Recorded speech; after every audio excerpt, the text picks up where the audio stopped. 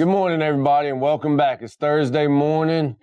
Congratulations to the winners. While you're in the weight room, we had put up the winners. We'll put them in the comments again. Enjoy those gifts from Trey Edmonds. I appreciate him doing that. That was amazing. Let me get in the comments what you've learned over the past week. Also, let me know if you've changed your mindset. Let me know if you've changed your lifestyle. Who's getting up at 5 a.m.? Let me see it.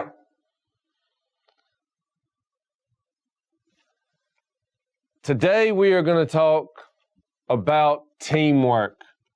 So, throughout the week, and let me remind you, if you've missed anything this week, please, I'll put the link in the comments. Go and get 50% off right now. This is the last day it'll be 50% off. Buy the recording so that you have that. And then also, we are selling the book. Yesterday was the last day for 75% off on that, but we are still going to offer 25% off on the book. It has a summary of every speaker.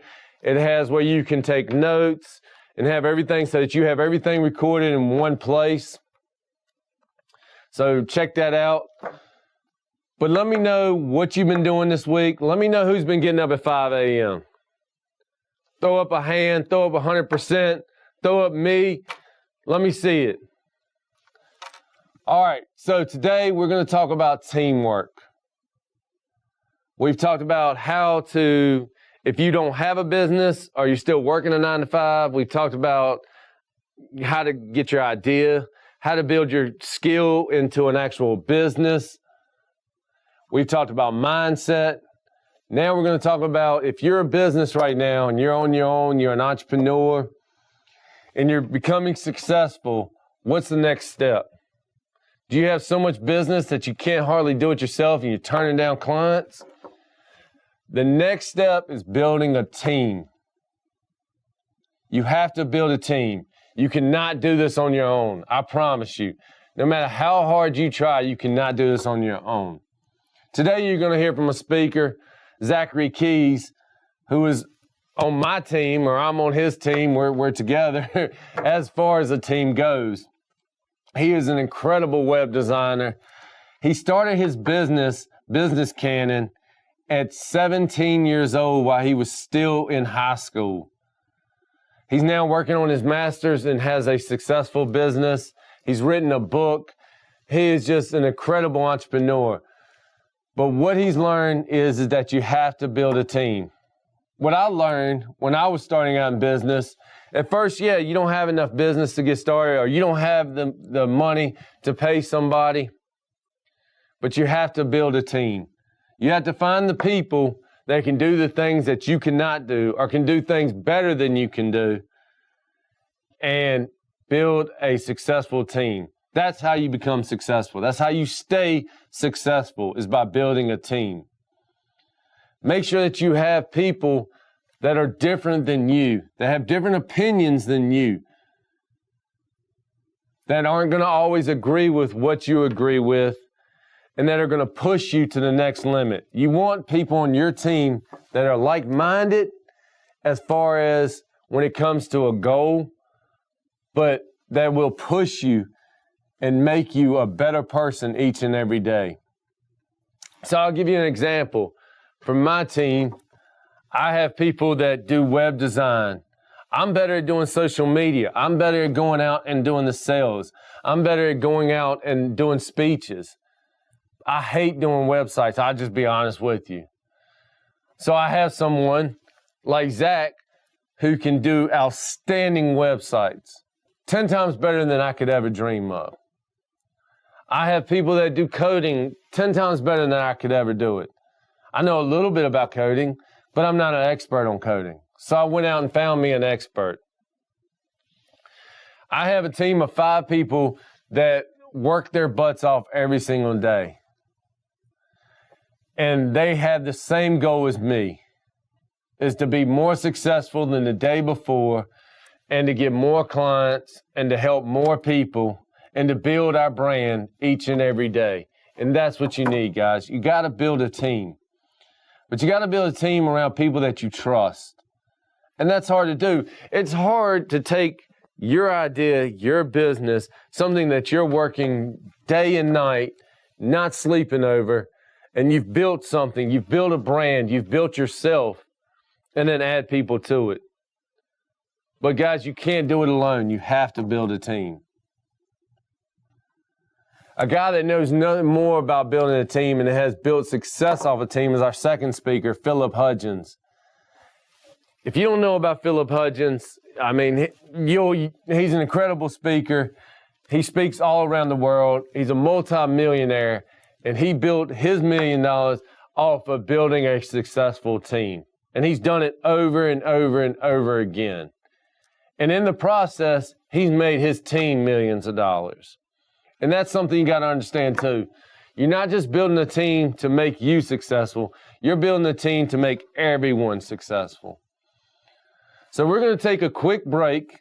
But while we're taking a break, I want you to write down your skill that you're working on, the business that you have, and 5 people that you think would be a successful team or would make a successful team. And then I want you to reach out to them after today. Reach out to them and see how you can implement them in the scheme of your business, or how they can build your branding, and how you can help them build their branding, and you can become a team. All right, guys, we're going to take a quick break, and after that, we'll be back with Zachary Keys.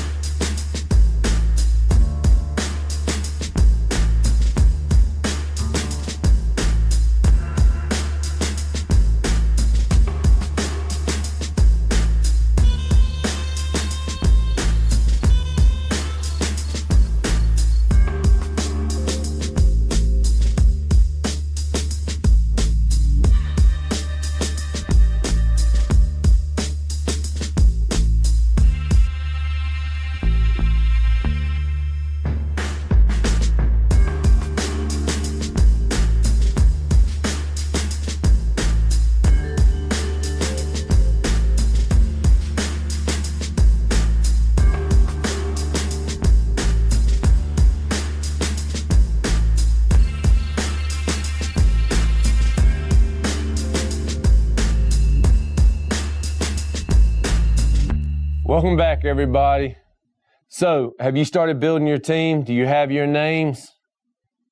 At the end of today, I want you to start calling those people that are on your list and start building your team today.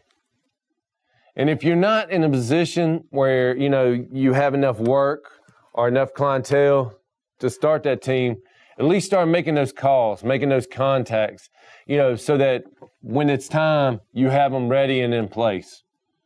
All right, so my team member and co-owner of my business, Zachary Keys, he's going to tell you about his business and about website design, about search engine optimization, and he's going to tell you how to get the best out of your website and get the best out of your business as far as online marketing.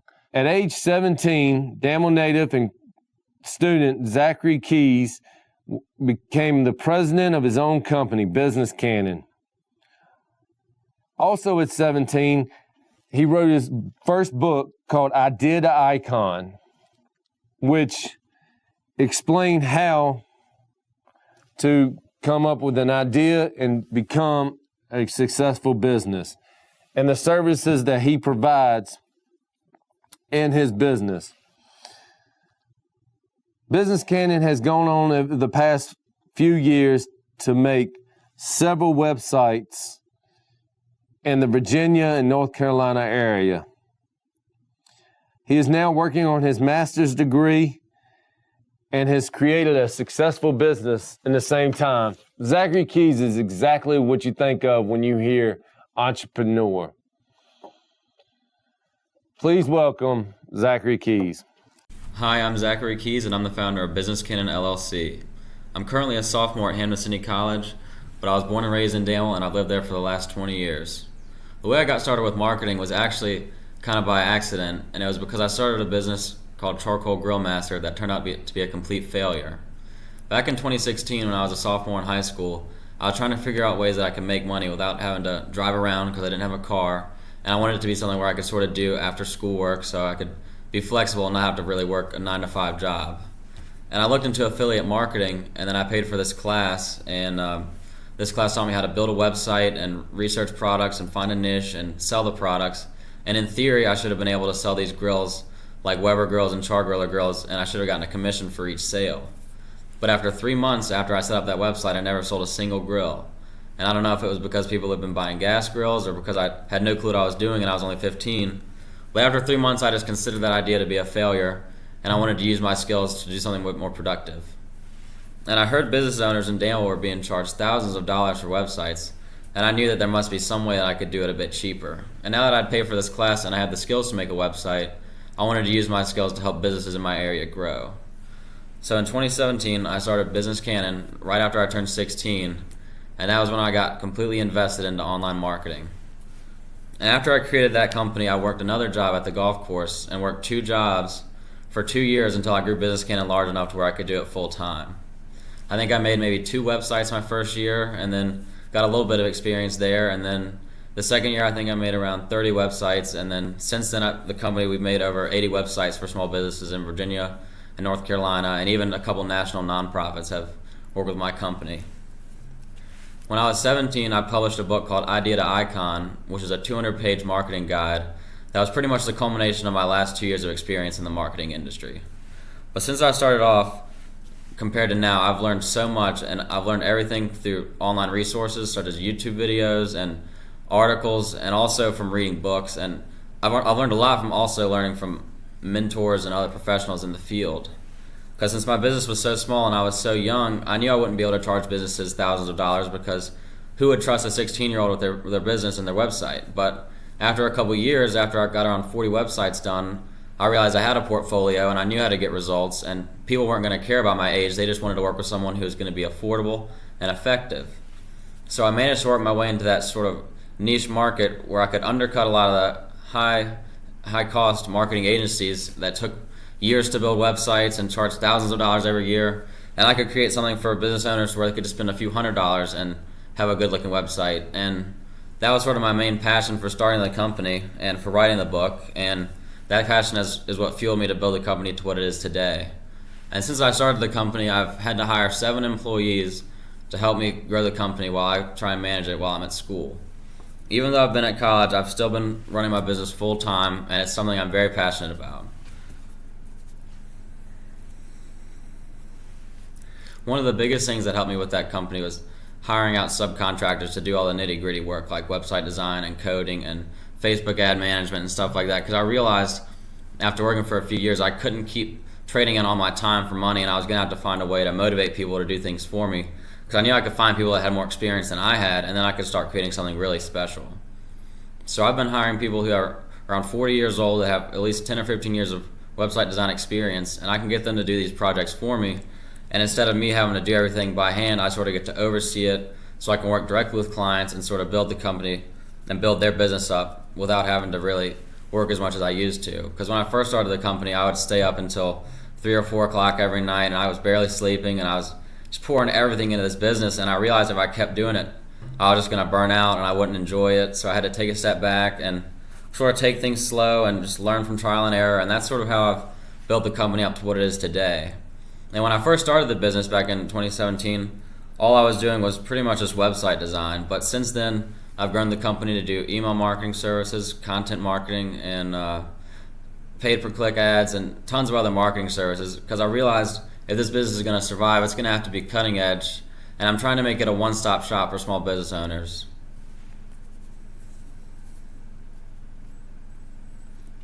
One of the biggest things that's helped me grow the company this far is just being persistent and just learning to learn from your failures and appreciate all your mistakes. I never would have started my business if I didn't fail completely when I tried to start Charcoal Grill Master, and that failure is one of the biggest motivators today, and I still paid to keep that website up because it just reminds me of where I started, and it's so nice to look back at a website I made 5 years ago and see how far I've come since then. Another reason I've been able to grow this company up is because I've been able to take a lot of calculated risks. Since I realized I'm in college, and no matter how my business goes, at the end of the day I'll still be able to eat at the dining hall and I'll still have a bed to sleep in, I realized my business really wasn't a life or death thing at this point, so I could sort of not have to stress about making every single dollar to survive, and I realized I can afford to take risks and learn from my mistakes, because at the end of the day I'm still a college student and I can afford to make these mistakes now, so that way hopefully once I graduate I'll have learned a lot of things and can avoid making these mistakes that'll lose me money. Another reason that I've been able to keep this business growing and to be successful is because I've been persistent and I know my worth. And that's one of the biggest things that held me back for so many years, was just not valuing my time and not realizing how much time really mattered as a business owner. But after working with so many companies, I've realized the reason that our relationships work so well is because I can save business owners time and help them grow their business. And if I was ever going to grow my business, I had to stop wasting time and not charging enough. And I realized that I have a successful company now, and I know how to get results for clients, and so I should start charging more. And that's one of the biggest challenges I've had to overcome. Because as a business owner, when you're so passionate about helping businesses, I would just do it for free if I could, but I realized I have to make some sort of income to survive, and that's sort of one of the biggest challenges I've had so far. Another challenge has sort of just been being this young, because a lot of business owners still will dismiss me immediately just because of my age, and it takes a lot of negotiating sometimes to get some of these big deals. But that's one of the best parts about running a business, is how each client I work with is different, and that's something that I really enjoy, getting to learn more about business owners and learn about where they started and sort of their motivation.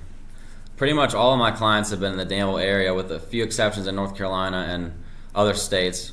But working in my hometown has been something I've really enjoyed. And I've loved being able to work in the River District, getting to see all these new businesses come to Danville, and I sort of get to help them and guide them and build up their website and build up their online presence without costing them thousands of dollars. And that's why I've been able to grow this company to the size that it is today. Along with working with clients, I've also put a lot of time into creating valuable content for all my clients, and just for people online in general, because I realized if I was going to keep working and keep building up this website, I needed to do something that would just bring new people in. So I started creating articles. And in 2018, I published over 100 articles on my website that were all related to online marketing and leadership and entrepreneurship. And counseling and advising teenage entrepreneurs is one of my biggest passions, and it's something I hope to do a lot more of in the future. But another thing when it came to running my business that was a bit difficult was learning how to juggle multiple things at once. Because I was a student in high school, I was on the golf team, and I was working a second job at the golf club just so I could make enough money to get by. And that really taught me how to manage my time well. And that's one of the biggest things I've learned to master of running a business, is just being on top of your time. And one of the biggest things I can advise you to do there, possibly use this note-taking app on your phone. I mean, there's tons of different options out there. Like there's a Google note-taking app and Evernote and all these different apps like or planners that sync with your computer. And I use that every day to keep my to-do list for my weekly goals and my monthly goals and my daily goals. And sort of just having that to hold me accountable is what helps me manage my time throughout the day and sort of split up activities between schoolwork, and I make time for golf and for my fraternity and for other things like that, while I can still have at least a little time every day to sort of put into my business. And I've remade my website for Business Cannon at least 3 or 4 times over the last few years. And I've continued to add more services and make changes because I know that the marketing industry is constantly changing, and the only way to really keep your business afloat is to use the most cutting edge marketing methods, because you can't pour hundreds of dollars into radio ads and newspaper ads anymore, because not as many people listen to the radio and not as many people read newspapers anymore. So I had to really be conscious of that, and because I did not want business owners to be giving me money that I wouldn't even know what to do with. And one of the biggest things that's helped me learn sort of how to market for companies has been learning from a lot of mentors in the marketing industry. I've been so thankful to work with people like Brooks Jones and a ton of other business owners I've met in Danville and around Virginia through college and just through networking events that have started similar companies, and they've helped me tremendously with running my business. And that's the one thing I'd advise you, no matter what industry you're in, just to look at the people that are 5 or 10 years ahead of you and look at what they've been doing to grow their business. And because they more than likely they'd be happy to help you grow too, because they've been there. Sorry about that. I'll take it back a second. But more than likely that person has been in your shoes before, and they know about the challenges you're about to face, and they've made a ton of mistakes and learned from those lessons, and they'd be happy to help you so they can save you some trouble. The biggest thing that's helped me grow my business over the last few years has definitely been referrals and word of mouth. And to run an online marketing company, most people expect me to run tons of advertisements and to run tons of social media posts, and I used to do that, but now that I'm in school and I'm pretty busy with coursework, I don't really have time to put into building out these campaigns for my business. And I've been able to generate a ton of sales just through referrals and word of mouth marketing. And in a small town like Danville, or just in any other city, if you can provide great service to customers and just show them how passionate you are just to generate those results, and you become friends with a lot of your clients and you get to know them and what drives them, and you work with their business and get to grow their business and watch it grow, and it's very fulfilling. And just providing great service is so huge, and I can't stress that enough, because and if you have a bad experience and someone gives you a bad review somewhere, I mean, that could be enough to turn away hundreds of people. And in cities where pretty much everyone asks their friends for advice and what company should I go to here, if you look up best marketing companies, you don't want to have all these bad reviews because you can't really take them away.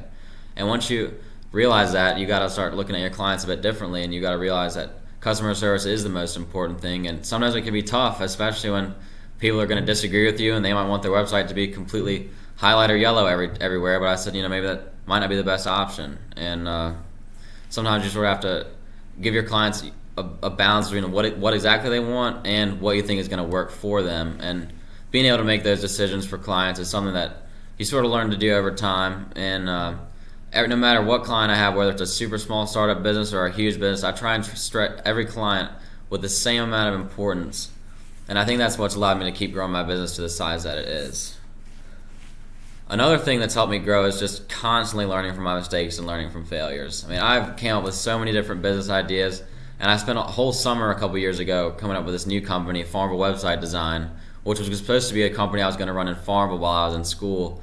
And I was planning on, I built out this website. I spent months building this website for Farmville Web Design, and then I got to school, and then I realized that I wasn't even going to have that much time to really work in Farmville for marketing, and I just shut the website down. I didn't need to make a second website. I should have just stuck with my Business Cannon website, but I didn't think about that at the time. And being able to look back and realize if something was a waste of time, that helps me sort of realize and keep myself in check so that I don't waste tons of hours every day on something that's never going to really generate any results.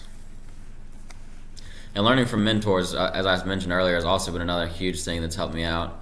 Because, most of the time they've made the mistakes that I've made, and there have been tons of questions that I've had, and I can Google it, or I could ask my dad, I could ask my parents, I could ask my friends. But when you ask someone who's been there in your shoes and is running a similar business, that's sort of how you get the best advice. And lots of people are going to try and give you advice as a business owner, I'm sure, and you've got to learn how to separate the valuable advice from advice maybe you shouldn't listen to, because every business is different, I've learned, and something that might work for one business might not work at all for another business, and that's why it's important to sort of understand who you are as a business owner and what your passion is. And over the past few years, I've really started to hone in on that passion of helping businesses grow, and that's what's allowed me to just keep persevering through all these failures. Because I've lost tons of clients, and I've had so many just failed cold calls. For a while, I would just comb the internet looking for business owners with bad websites, and I would call them and go see them face to face and come up with flyers and hand them out. And I've tried so many things and have lost tons of money on all these failed experiments and tests, but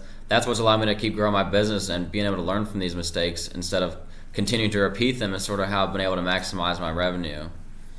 And another thing that's helped me grow has been, to this day, I've still not sold a single grill on Charcoal Grill Master's website. This website is just a constant example of why it's important to learn from your mistakes and how something might seem like a total failure, but it really could be a huge lesson that could help you start something great. And after I failed with Charcoal Grill Master and started Business Cannon, I knew that failure was going to be an important part of this process of being an entrepreneur and getting out of my comfort zone. And I've tried to use that to my advantage, and I've tried to make as many mistakes as possible because I keep making mistakes and I keep learning. So hopefully, eventually, I won't have to make these mistakes, and I'll have learned all these lessons. And after working with mentors and reading books and stuff, I'm learning how to minimize mistakes, and that's something you've got to do as a business owner, because if you keep making mistakes and making the same one over and over again, you're just going to get outplaced by your competitors, and your business just will not be able to make it if you can't constantly stay on point. Writing Idea to Icon was definitely one of the hardest things I've done on this journey, and it took about a whole year to get that book written and published. I wrote about 1,000 words a night every night for a few months and ended up with around 50,000 words, and I researched tons and tons and tons of articles and read other books and consulted with professionals to put together this marketing guide that was 200 pages. And while I was in high school, I knew that if I could publish this book and prove to my clients that I would be this dedicated in the marketing industry, that it would maybe be something that could boost my reputation up. So I spent tons of hours every night just writing and writing and writing and writing. Aside from doing the blog posts on the website, I was writing a totally different book. And after about 3 months, I pretty much finished the main draft, and then I spent around 9 months just revising and editing that book, which is a huge waste of time. And I've learned a lesson there, just not to be such a perfectionist, and sometimes it's better to get things out and get feedback from clients and get feedback from friends instead of just keeping it to yourself and fine-tuning it for months and months and months, because I definitely didn't need to do that, and I wasted way too much time proofreading. And I'm hoping to write another book soon on teenage entrepreneurship, and I'm planning on spending a little bit less time on the proofreading and more time on just putting out great content.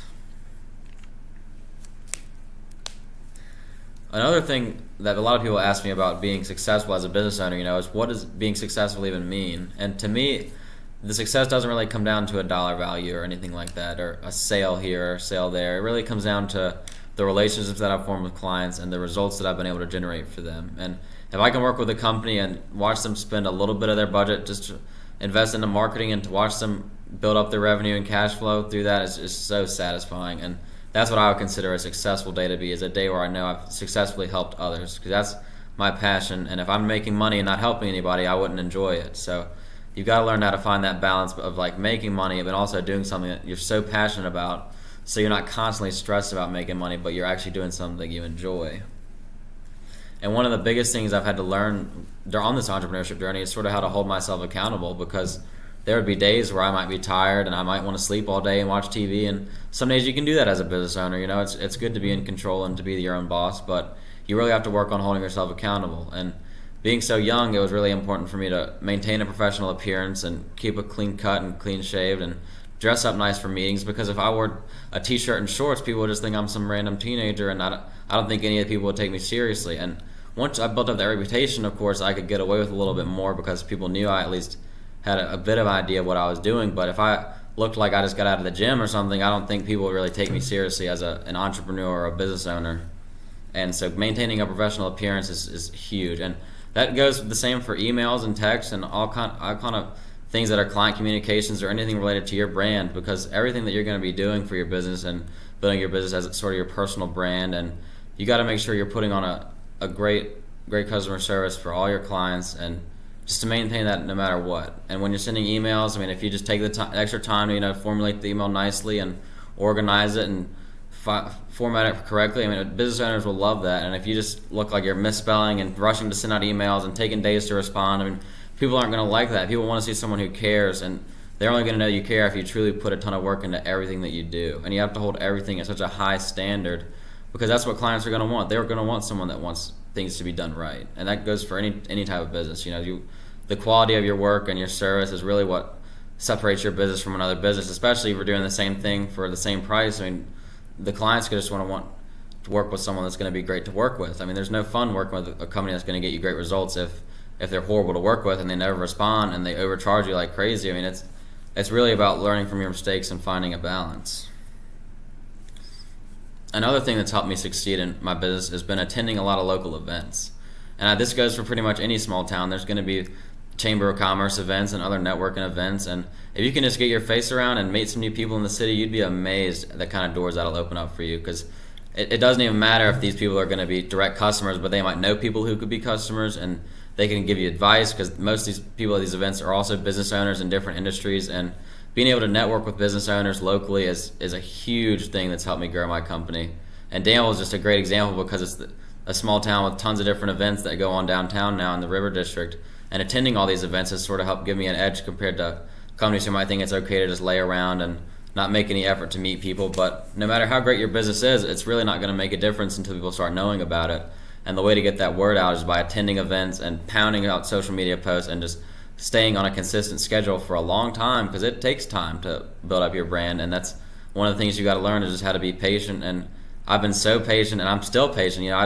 People think I'm successful now. I feel like I've done absolutely nothing that spectacular yet compared to the goals that I have, and it's important to constantly be striving to improve, because if you become complacent, you'll just get outplaced so fast by your competitors.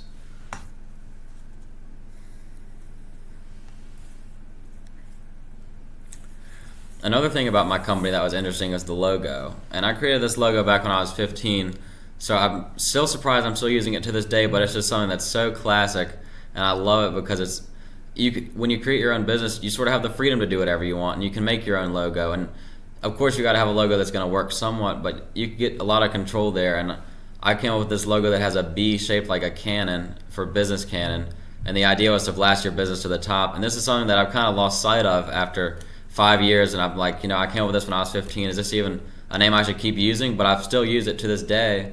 And the logo's font was just Times New Roman. I mean, it's just a classic logo, which is a little bit of a twist, but it's something that sort of kept my business unique, and this name has sort of grown to become a popular name in the marketing industry.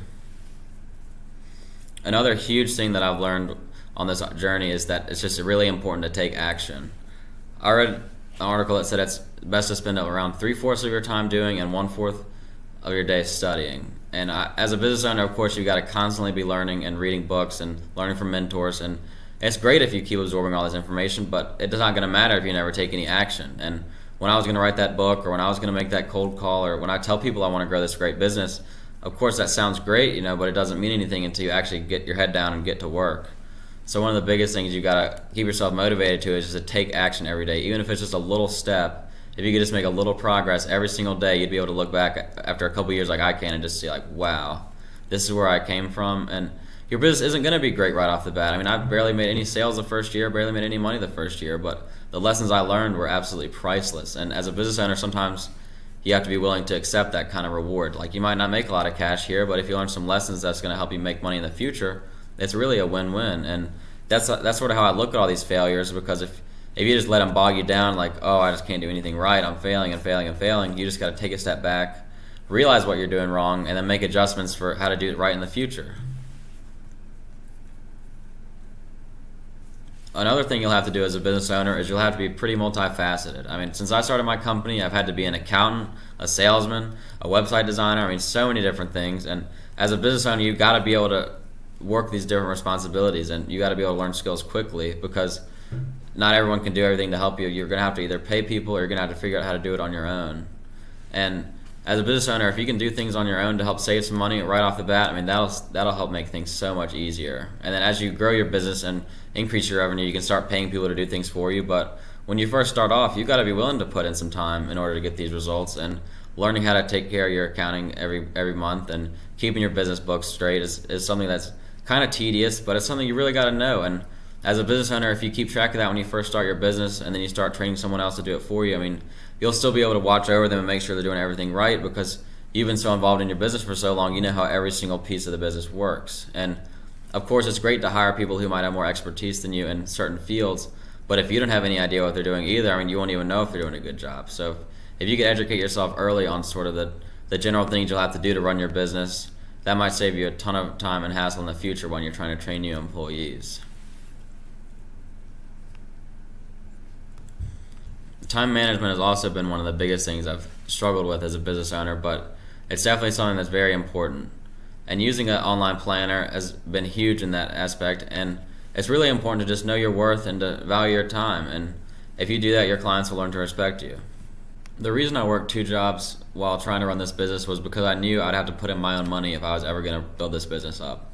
And that's something you might have to do as a business owner that is just part of the process. I mean, sometimes you got to invest some money back into the business in order to grow it. And to me, it always seemed like a smart investment, because for a while I saw my friends were investing in stocks and setting up all these savings accounts. And I figured if I was to invest my business's money back into the business, I could use that to grow the company and then continue to keep increasing my money. And that sort of investment is completely in my control. And that's one of the biggest things about being a business owner, is you're sort of in charge of how much money you're going to make. And it's sort of up to you to work hard and to make sacrifices to generate this revenue and to make money, because if you don't work that hard, you just might not make as much money. I mean, some people can make millions without even lifting a finger, but initially when starting off, it's really about that work ethic that's going to separate you from the rest. And that's one of the biggest things that helped me out, was just constantly being a hard worker. I mean, people ask me I must be super smart if I know how to make these websites and know how to do all this stuff, but it has nothing to do with intelligence. It was all just a matter of working for hours and hours and hours every day because of that drive just to make a difference and to just pursue your passion. And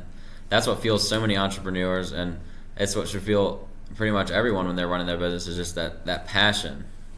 And it's not about making your money back sometimes, and it's not about always generating huge profit margins. It's just about learning and continuing to grow, because most businesses fail so fast after they get started. But if you can continue to make small steps year after year, you'll look back 5 or 10 years from now and you'll be so recognized in your industry, and you'll have so much experience and so many lessons you've learned, and it'll just help you really look at things differently compared to if you just don't invest any money back into the business. And another thing that really separates a lot of businesses is just being complacent. And as a business owner, once you work hard and you do something great, you can sit back and relax, and you're like, wow, this is fantastic. I can make all this money, and I can sit back and I can just watch TV every day. But if you become complacent and think everything is fine all the time, you may just get outplaced by your competitors and not even realize it. And one of the things that's helped me grow is just be always looking for new software and for new strategies to improve your customer service and to reduce your costs and just improve your business as a whole, because businesses are just constantly evolving day after day. And with how quick information is available these days and how quick new businesses get started, it's really important to be on your toes and to constantly be looking for something that'll give you that edge. And no matter what industry you're in, you've just always got to be mindful of your competitors, because some of them might be doing things that are smart, and maybe you need to learn from some of your competitors that are more established until you can get your business big enough to where you can go head to head with them and then try and outplace them. You know, that's one of the best parts about business, is some companies you might think sell the same thing as you, but you might not even have to compete with them. They might be able to help you out and give you some pointers so that way you can grow your business up as well. Because being a business owner is not really about being the best and cutting off other business owners and trying to outplay everyone. Of course, it's something you want to do, but learning how to use relationships to benefit yourself and the other person is like a huge skill of running a business. And if you can come up with something that's going to be a win-win, of course a client might like that or a customer might like that, because it helps them and it helps you. And if they just look at you like you're just trying to help yourself and just increase your profits all the time, they might not want to put that faith in you, you know. And that's one of the biggest things that's helped me grow my company today. The last piece of advice I could give to any business owner is to get comfortable with being uncomfortable. And when I started my business when I was 16, I used to get so nervous before I'd go in to meet with any client, because I never knew what would happen. And that's one of the biggest things about being a business owner, is sometimes you won't know what you're going to get into, and you can't predict the future, but you just got to be confident, and you got to be able to persevere through all these challenges. And when a lot of clients aren't going to respect you right off the bat, or the customers might not take you seriously right off the bat because you don't have a reputation, it's really up to you to get comfortable with being uncomfortable and to put your head down and to work hard so that way you can make a name for yourself. And It's something that'll take time, but it's something that's so worthwhile. Is just constantly getting yourself out of your comfort zone, and that's how you can constantly keep improving, and that's what's necessary in order to grow a business. And if you keep becoming complacent and just want to sit around your comfort zone and work 2 hours a day, you might make a decent living, but you're never going to do anything spectacular until you really start pushing yourself and get out of your comfort zone. And that doesn't mean you have to stay up late and work later than you usually would, or work long hours, or work on these crazy projects. It doesn't mean anything like that. It just means you have to be willing to make sacrifices, and you have to be willing to get out of your comfort zone. And that might just mean giving cold calls. No one likes making cold calls, but it's just a necessary part of sales that still might work, and it's worked for me, and it could work for any other business owner depending on what your industry is. But it's always uncomfortable just looking at that long list of numbers, knowing, okay, they're all probably going to hang up. For door-to-door salesmen, it's even harder than that. You go door-to-door pretty much every day now. People will just slam doors right in their face because no one has that kind of time anymore. When you're marketing now, you're always selling yourself, and you have to be willing to market in ways that are going to appeal to people, and you're not going to look too pushy. But when you are trying to grow your business, you're going to have to be persistent, and that means following up with clients every month and every week. And sometimes people might not respond for months at a time, but they end up converting into a customer later on down the line. And that's why it's so important to keep your customer service up, because you never know when someone might come back and want to buy something from you again, or refer one of their friends, or you never really know. And you got to look at the things, how long term each customer could be a valuable asset for you. Because for me, for each client, just from setting up a website alone, I know I'm going to be advising them in the future for their website consulting and for all their marketing efforts. And so when I make a sale, I'm not just looking at the immediate sale right there. I'm looking at how I might help this person down the line with tons of other different services, and that's one of the biggest things, is just being comfortable with being uncomfortable, and that's all. And for me, is at college right now, I'm trying to make the most of it, and I'm trying to keep my business up, and hopefully once I graduate, I'll be able to run this business full time and keep helping businesses grow. Thank you. What did I tell you guys? Once again, in the comments, comment value, comment fire, comment amazing. That young gentleman has it going for him. Look at his mindset, how successful he is. He started his business at 17. Don't tell me that you cannot right now start your business. He started a business, no resources, no money, at 17 years old. Started a successful business, wrote his own book. Come on, guys, there's no excuses for you. If he can do it, anyone can do it, I can promise you. An amazing, amazing story. And the tips and tricks that he gave you, make sure that I hope you took notes. And once again, if you missed any of that, or that you want to review any of that, we'll put the link below for the recordings. You can grab that now at 50% off. Okay, we're going to go to our next speaker. This man is a multimillionaire. He is known around the world. He's mainly known for insurance, for InVida, but he owns hotels, he owns businesses, he has his fingers in everything you can think of. When you think of an entrepreneur and you think of a successful businessman, Philip Hudgins is the one that you think of. If you just Google Philip Hudgins, you'll be on Google for days looking at all the accomplishments that he has done. He's going to talk about how to build a successful business, how to build a successful team, and how to be successful even during these times. So welcome, Philip Hudgins. Well, welcome, Philip. I know you're the founder of InVida, and you've been successful with that for about 6 years now. And, you've been in the business for about 40 years, and you have just an incredible story to tell as far as your work ethic and as far as your mentality, especially over the last 2 years, and everything you've gone through to adapt and overcome and just stay successful.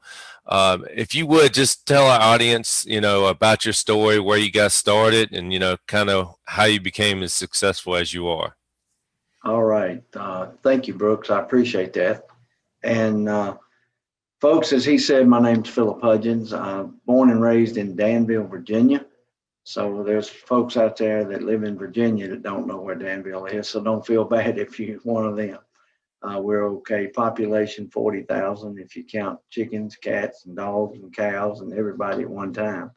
But very small town. So what I'd like to do today is kind of introduce you to me, but not so much me. I want to get you away from the idea of what it takes to be successful. So many people, and don't take this the wrong way, so many people think it's looks, it's, born on the right side of the tracks, it's education, it's being at the right place at the right time. There's so many things out here that people say, go to school, do this, graduate, get a good education, get back to school, do more school, get a good job, live happily ever after. Folks, we just experienced a pandemic that blew all of that theory out of the water.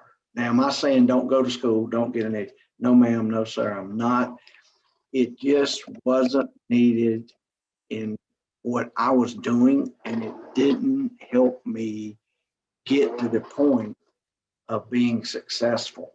I graduated high school. I went to work for Goodyear Tire and Rubber Company. I started building tires there at age, I don't know, 20, 21, something like that.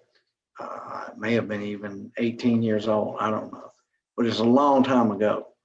And didn't move up, didn't get any promotions, didn't get a lot of raises. The harder I worked, the more money I made. I had 22-inch biceps, 60-inch chest, 30-inch waist. I could build some tires, still hold a record, as I know of, for the most tires built in an 8-hour period. However, that and 750 will get me a cup of coffee. So bottom line, I figured out that I wasn't going to move up. I wasn't going to be the president, CEO of the company. I wasn't going to own Goodyear. I wasn't going to get, annual raises.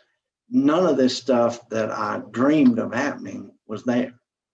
Well, Brooks, then I woke up one day and it just felt like I was suffocating. I had a thumb over me, just mashing me out. And again, I was sick and tired of being sick and tired. I was a grown man. I was raising 2 kids. I was working for somebody else that told me when I could work, when I could take a day off, when I took a vacation in the summertime, wintertime. Everything about my life was controlled by somebody else. So basically, I started looking and I was stuck. And some of you are going to be able to relate to this story. Without the education, looking like I look, talking like I talk, nobody was looking for me. So I come to the reality that I was just going to give up and build tires, and that was going to be it. Well, folks, if you've ever hit that wall and you've ever just given up, it's not a good place to be. Okay? So the more I thought about it, the more I didn't like the situation I was in. And I said, I got to do something. So folks, I did the only thing I know how to do. I physically found things that I could do. I built a cabinet shop. I started working on cars. I started laying block. I started laying rock. I started working with my hands, which was all I knew. Okay. And the more I did that, the less hours I had with my family. So a lot of times, folks, the things that give you the most will take the most away from you. So I'm like, okay, this is just not what I'm looking for. The harder I work, the more hours I put in, the more behind I got, and the more tired I got. So I said, I got to figure a way to do something. So pretty much, Brooks, everybody in Goodyear knew that I was looking. I was grateful. I want you to understand something. I'd be grateful if you have a position, if you have a job, if you have a career. I was very grateful and very blessed to be at Goodyear and to be making the kind of money I was making with, again, no education. However, it wasn't fulfilling to me. And it wasn't what I really and truly wanted to do the rest of my life. And what really scared me is when I looked around and saw people 30 years older than me still doing what I was doing. And I knew that was going to be me in 30 years. So finally, a buddy of mine said, I found a business and I think it'll fit you. I said, well, when are we leaving? He said, I'm not going anywhere. He said, but I know how desperate you are to get out of here.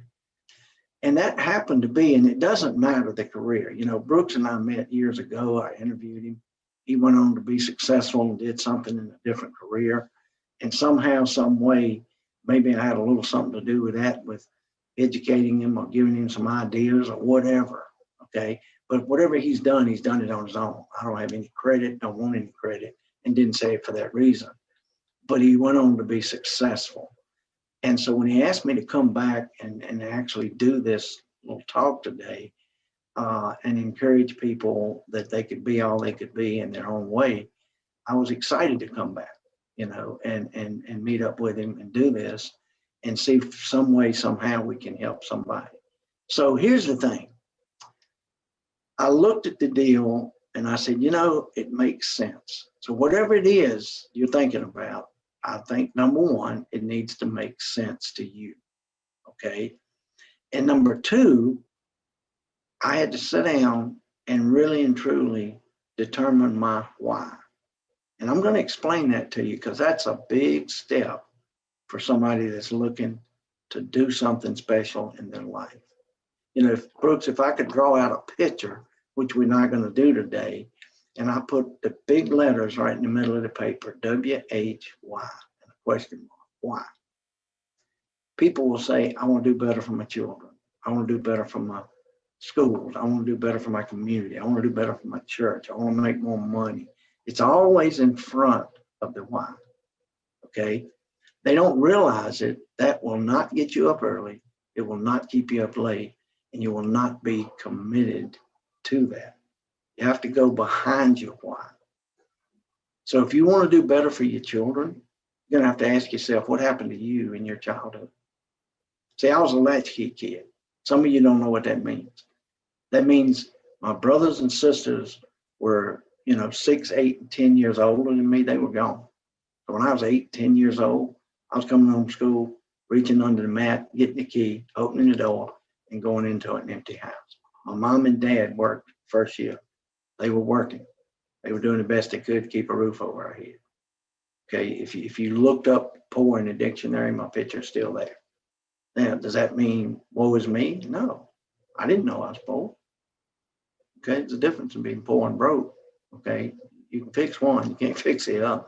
All right, but bottom line, when I come in, I'd set my books down, and I'm not complaining about it. I'm just being honest with you. There wasn't anything to eat. We didn't have snacks. We didn't have this stuff. We had what we needed, and I knew when Mom got home, she would cook supper. And we'd have something, we'd have fried chicken, we'd have whatever she fixed. But I couldn't fix it at 8, 10 years old. So I learned how to make a sandwich. And that sandwich, Brooks, I call it a jam sandwich. It was 2 pieces of bread jammed together, one unknown.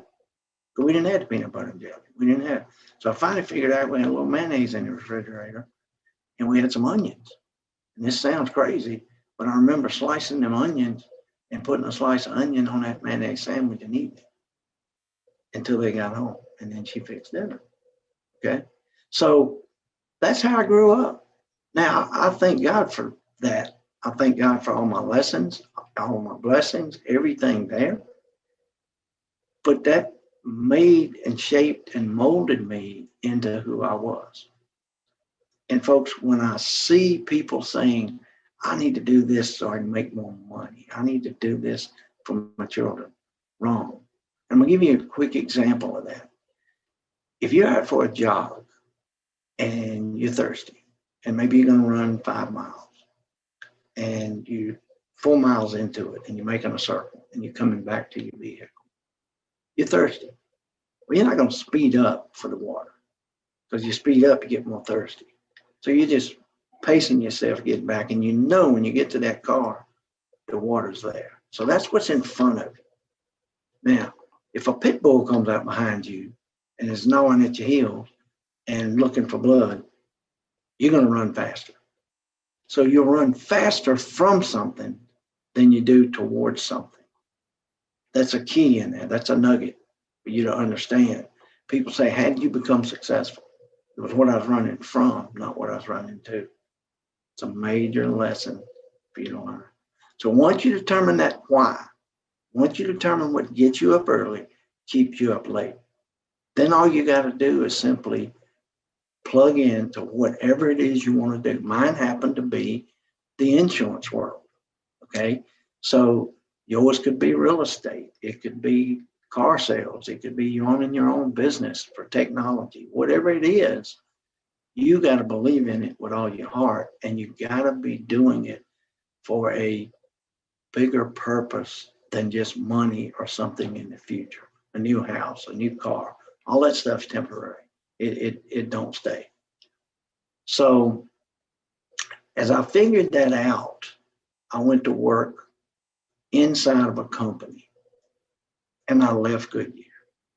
Now, when I left Goodyear and went full time, folks, you talking about going backwards? I went backwards. And I almost lost everything I had. And here's the biggest mistake that people will make. So I'm trying to protect you from the potholes that I've been through. Okay. I'm independent now. Nobody tells me what to do. The thumb is off of me. So I don't have to work today. That's the biggest misconception you could ever have. Yes, you do. You really got to work today. Because if not you, then who? They're not going to pay you at the end of the week. You don't have a job. You have a career. So it's up to you to make it happen. So I had to learn that lesson the hard way. You don't have to learn it the hard way. Okay? You can listen to somebody like Brooks. You can listen to somebody like me. You can pay attention to somebody who's been down that road. You can miss the pothole. Okay? So I had to determine my schedule. I built a little system that for me worked. It determined my ratios. And your ratios are going to be different. It's in whatever you're doing, ever how much of it you have to do to make the amount of money you need has to be done. And I built a system called reward and punish. Now, let me explain that to you because I think it's very important. Bottom line, I set monthly goals. Now, I never hit a monthly goal, and I'm pretty good. I'm pretty dedicated. I'm pretty committed. I'm pretty goal driven. All right. But the reason I never hit a monthly goal is because of procrastination. We're born with it. Selfishness and procrastination comes with us. Okay. If you don't believe it, try to take a toy away from my baby. It's mine. It's mine. It's mine. It comes with it. Okay. So here's the deal. I knew that I had 4 weeks in a month. And if I knew I needed to make $10,000 a month to cover my bills, do what I had to do, run my business, whatever the case may be. If first week would go by and I say, I'm okay, I got 3 weeks left. Second week would go by, didn't do anything. I'm okay, still got 2 weeks. Third week goes by, I better get busy. And so I'd go do a little something and do a little something. And last week, I'd really get into panic mode. And guess what? I missed my goal every single month in and month out, because they were too far out. How do you eat an elephant sandwich one bite at a time? Not the whole thing. So folks, I started setting weekly goals. And let me tell you the difference. A weekly goal says I got to do 2,500 a week. So if I miss the first week, now I got to adjust it and do 3,300 times 3 weeks. If I missed the second week, I got to do 5,000 times 2 and 10 in 1. So when I did that, my mindset was different, and I would do something every week and hold myself accountable. So whatever it is you're doing again, it works. So when I did that, immediately I started making 6 figures. Okay. Now, I said, if weekly will get me 6 figures, what would daily get me? So now I broke it down into 5 days a week: Monday, Tuesday, Wednesday, Thursday, and Friday. So I'm going to go to church on Sunday, be with my family. Saturday is my day to take my family out to eat, go play putt-putt, whatever it is you want to do. Okay? Go to the movies, whatever. Now, on Monday, I needed to make $500. Tuesday, Wednesday, Thursday, Friday. So that's 500 times 5 days. If I didn't do anything Monday, it became 600 for 4 days. and then 800 for 3 days, and so on and so forth. And when I started holding myself accountable daily, folks, I made 7 figures, made over $1 million that year. Then I went to hourly, and hourly's tough. Hourly is every hour on the hour, you're doing something toward your business. Okay? Every hour on the hour. If you're not, you stop doing what you're doing immediately and you fix it. So if I were talking on the phone to somebody and we got off on the weather or a ball game or whatever, I'd just hang up and call somebody else. Bam, bam, bam. Well, that's when I got up to $650,000 a month in income. That's a lot of money. Okay, that's a lot of money. Billionaires manage seconds. I haven't gotten that good yet. I'm working on it. Okay, so you can't measure what you don't monitor. Now, I also built in a system called reward and punish. I knew on Saturdays I promised my kids, they were young back then, and I promised them I was going to go to the movies, go out to eat, go get ice cream, do whatever with them and their mom. And the hardest thing I ever done, Brooks, is walk out on Saturday morning, put the kids in the car, make sure the wife had money, checks, whatever she needed, and send them off to the movies, send them off to ice cream. And I turn around and walk back in the house. They couldn't see the tears, but they were coming down my face. And I had to admit to myself that that was my fault. See, that's one of the first things you do is get a day timer, put right in the front, big letters, it's my fault. And every time something goes wrong, go back to the front page, figure out whose fault it is. If you got 2 choices in life, when things happen to you, you can get bitter or better. Getting bitter means you blame everybody else for what happened. Better means, what did I do wrong? So I choose to get better. It's my fault. I can fix it. If somebody else's fault, I can blame it on them. It never gets fixed. So I had to fix that. I had to punish myself and go out and work that Saturday. And you can bet I worked hard that Saturday to get what I needed done. And I worked hard the next week. So I didn't have to look my kids in the eye and say, I'm not going again this week. Daddy messed up again. I'm not messing up 2 weeks in a row. It's just not going to happen. So folks, I'm dropping clues for you to understand really and truly how to be successful. Now, the end of that era, in where I was at, I ended up selling my business. It sold for a pretty substantial amount. There was 3 of us. We split it 3 ways. I invested in 9 different companies. I still run about 4 different companies today. I got a coffee company in the Dominican Republic. I got condos, cabin business rental up in Pigeon Forge, Gatlinburg, Sevierville. Owned a concrete company here in Danville, sold that. Got some homes, different places, storage units, businesses, business centers, you name it. Okay. So all of that being said, I didn't think I'd ever come back in this industry that I'm in now. But what happened was the industry called me and said, we're lacking integrity. We need some help. Will you come back and help us? Because we know what you can do. And buddy, I studied that thing long and hard because I knew when I took this endeavor on, it would be 24/7, 365 for a minimum of 5 years. And you need to know going in, folks, what it's going to take for you to be successful. And I didn't want to do it. I was okay. I was pretty well set. My kids, my grandkids, my great-grandkids that ain't born yet, they were set.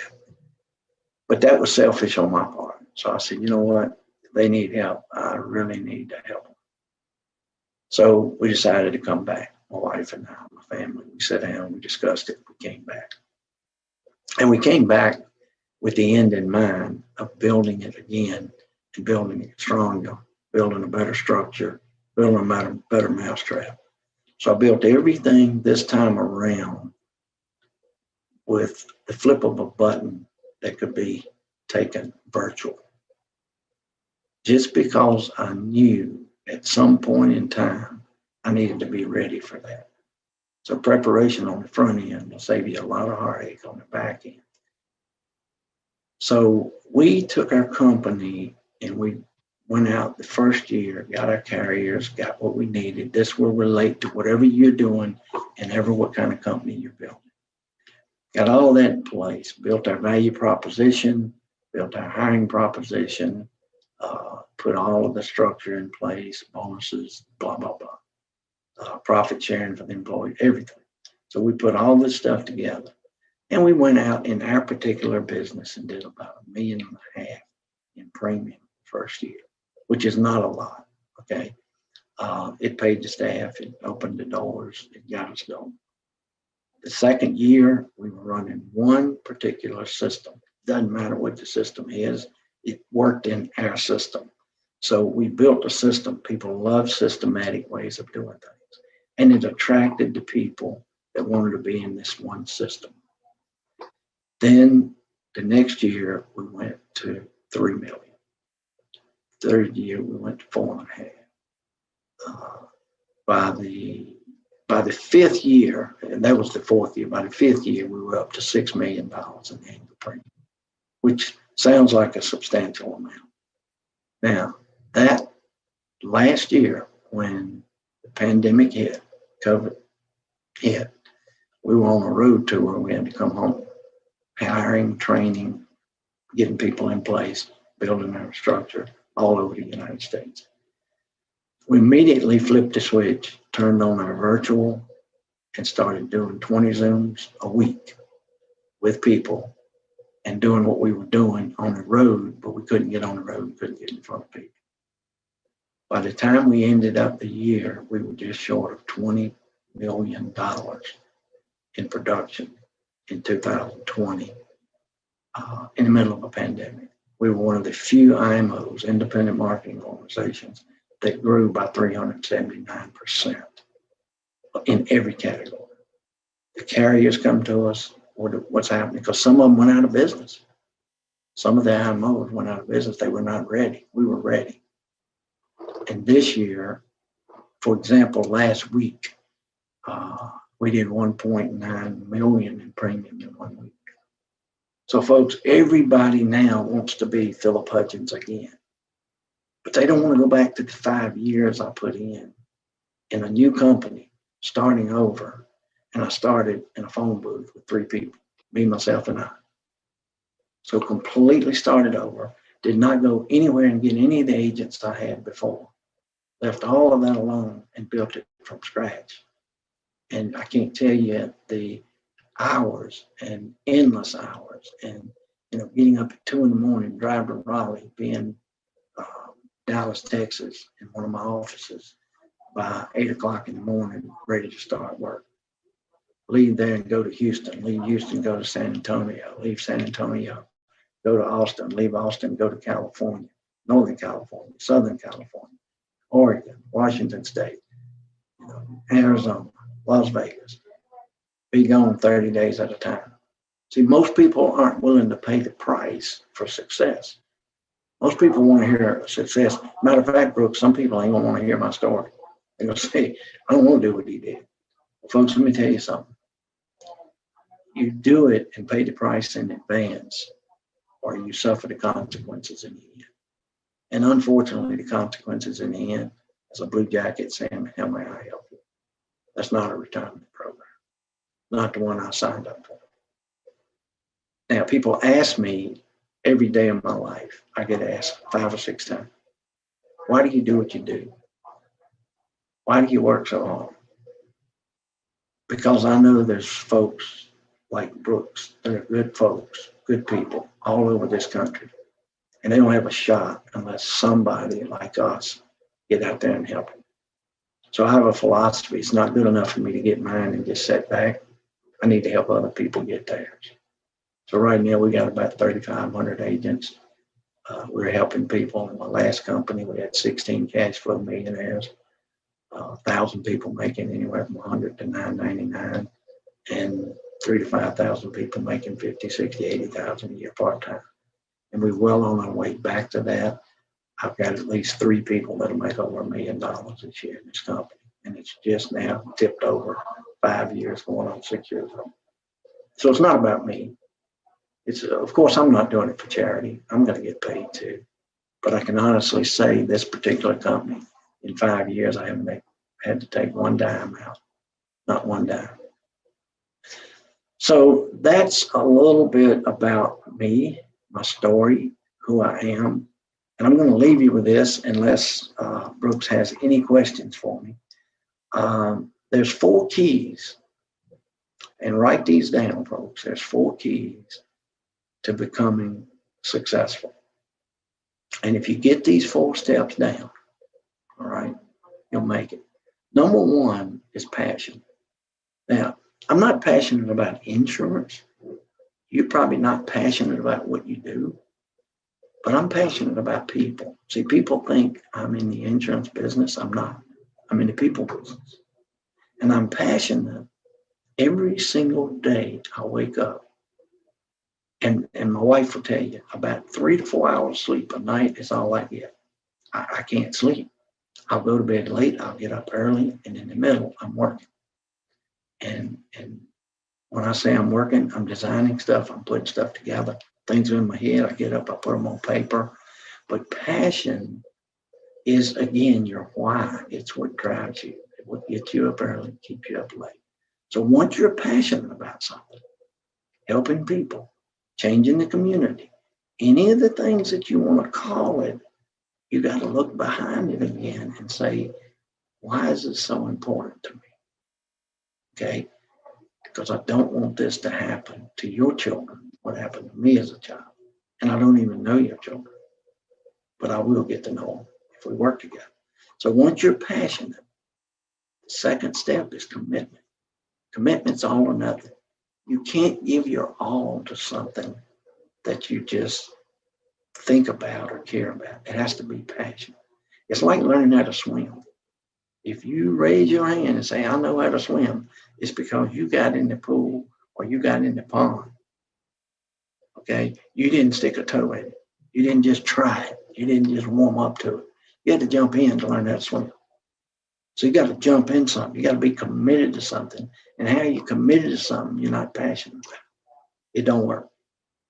You can like it, but you're not going to love it. You're not going to do it with everything in your heart.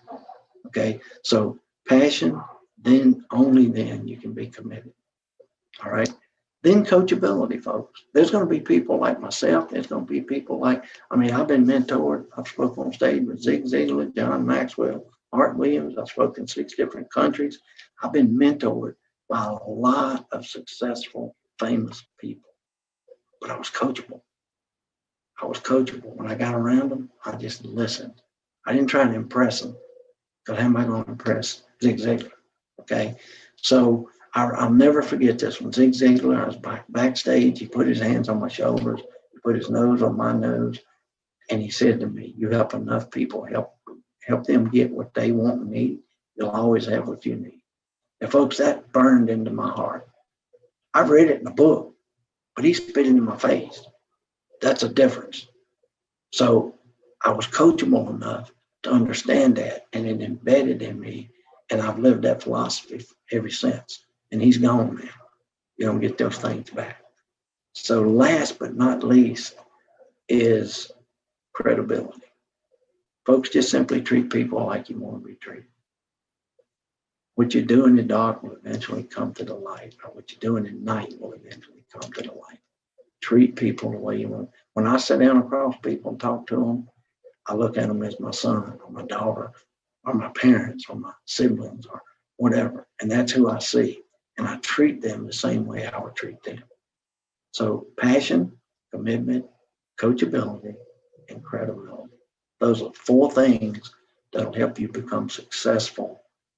And when you start looking at your life, like I'm kind of introducing you to my life and my road to success, okay, I want you to understand something.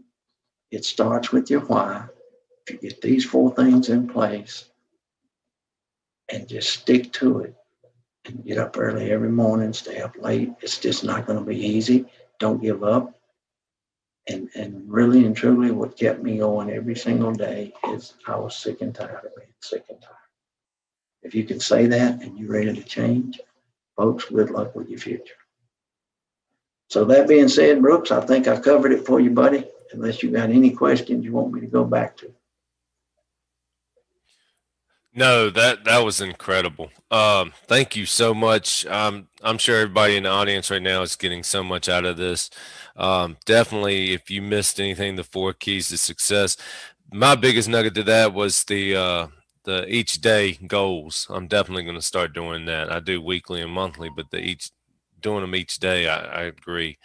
That's just incredible, man. And thank you so much for being on here. Thank you for mentoring me and helping me.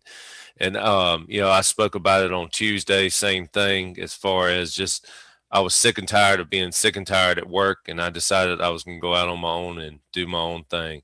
And like you said, it's been the hardest thing I've ever done, but the most satisfying thing I've ever done. Yes, sir. It's been incredible. Well, thank you so much for today. And guys, if you have any questions or anything, I'll put his information down below in the comments. And just, I really appreciate it. Thank you. What did I tell you guys? I hope you took notes, the tips and tricks that Philip has. I mean, Philip Hudgins, if you think of successful businessman, I mean, his name pops up right up front. I mean, he is incredible what he's done. He's retired, I think, 2 or 3 times now, and then every time comes back and makes another $1 million for him and his team. He never leaves his team behind, and that's something that you need to always remember. Take your team with you. The guys, I mean, everything he touches, he turns to gold. It's just incredible what he does. So if you want to reach out to him and join his team, I'll put his link below and join InVida. I mean, what he does is just incredible. Also, if you want to review any of that information or you missed anything from the last 4 days, this is the last day to click the link and get 50% off on the recordings. After today, we'll go back to 100%. So you do not want to miss that. We are still selling the book for 25%. The book will have summary of the key information from each speaker from each day.